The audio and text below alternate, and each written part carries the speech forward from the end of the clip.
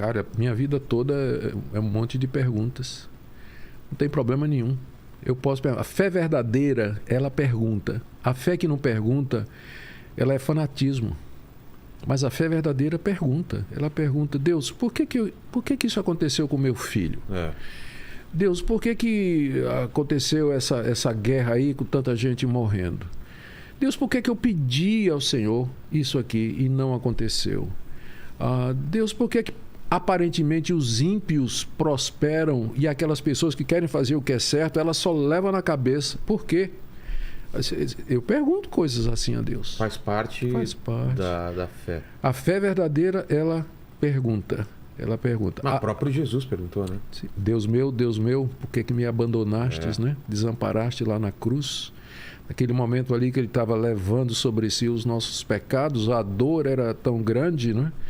Que a sua humanidade clamou por uma resposta. Você acredita que naquele momento ele pôs em dúvida a vontade de Deus, ou foi simplesmente um espasmo, uma coisa de dor e de sofrimento tão grande que... Isso. Creio que foi isso aí, misturado com o fato de que os judeus, ele era um judeu versado na Escritura, né? Os judeus usavam sempre a linguagem dos salmos para expressar os seus sentimentos. Então, 150 salmos, cada salmo diferente do outro. Tem salmo de alegria, de dor, desespero, dúvida. A palavra salmo quer dizer o quê? Ela se refere a um gênero literário que se vale da poesia para narrar a grandeza de Deus ou os sentimentos do fiel. Então, é um tipo específico de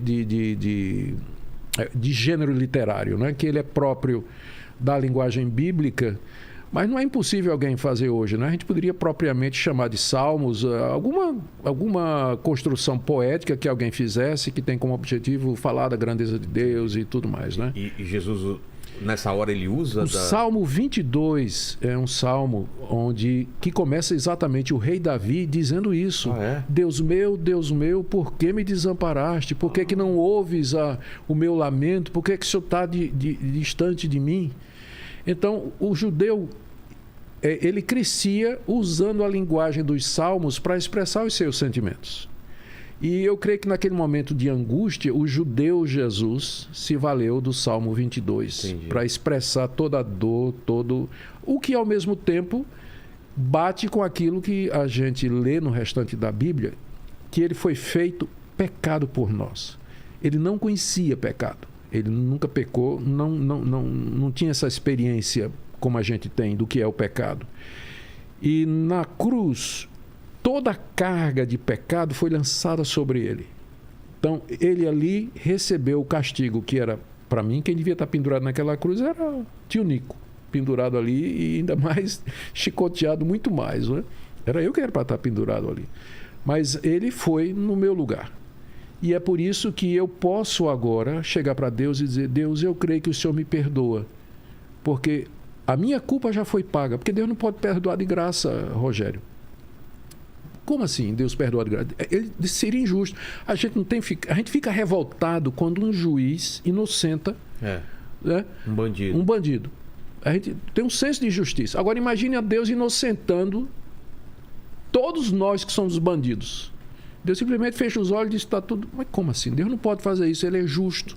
Então, pecado tem que ser pago. Alguém tem que pagar o pecado. É isso que Cristo fez. Por isso que ele gritou, porque ele sentiu aquele peso do pecado sobre si naquele momento. Esse ponto é central para o cristianismo histórico e bíblico. É aquele momento em que Cristo leva sobre nós os nossos pecados.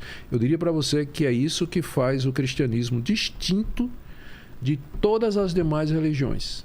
É esse momento aí. Os fundadores de outras religiões, eles não morreram no lugar dos seus seguidores. Eles deram ensinos, alguns preciosos, muito preciosos, aliás, para os seus seguidores. Muita coisa nessas religiões e no cristianismo também é bom senso. É simplesmente bom senso. Mas a diferença principal é que, se você fizer um apanhado nisso da religação que eu falei com você, você vai ver que, na verdade, mesmo tendo centenas e centenas de religiões no mundo, só existem duas categorias.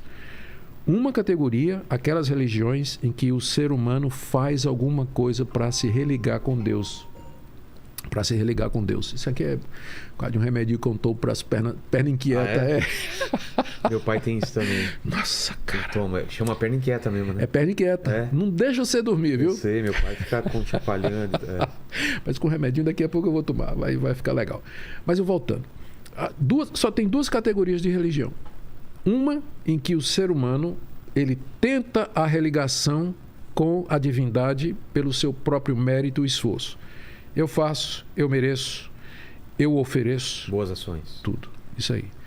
A outra categoria é o contrário. É de cima para baixo. Deus vem ao encontro do homem, do ser humano, para se reconciliar com ele.